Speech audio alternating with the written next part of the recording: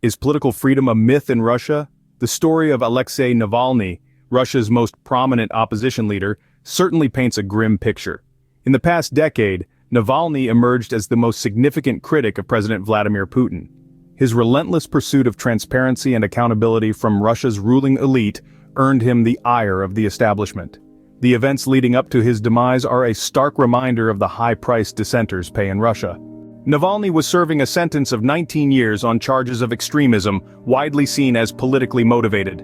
Late last year, he was moved to one of Russia's toughest penal colonies, located in the Arctic Circle. His wife, Yulia, in her grief and desperation, appealed to the international community to help punish the regime responsible for her husband's predicament. Ivan Zhdanov, one of Navalny's closest allies and the chief of the Anti-Corruption Foundation, expressed his belief that Navalny's death was no accident.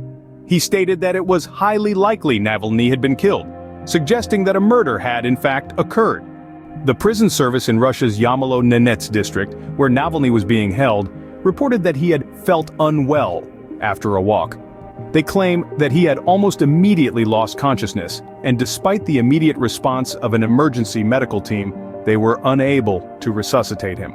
The cause of his death is still being established. In the hours following the announcement of Navalny's death, Muscovites began to lay flowers at a monument to victims of political repression located opposite the Lubyanka, once home to Russia's notorious KGB spy service. This silent vigil is a poignant testament to the impact Navalny had on the Russian public. To summarize, the death of Alexei Navalny, a prominent critic of the Kremlin under suspicious circumstances in a Russian prison, has raised concerns about human rights abuses and political repression in Russia.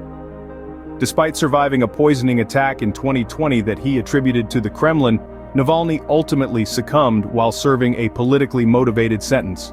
The international community, on hearing of his death, has been urged to act against the regime responsible.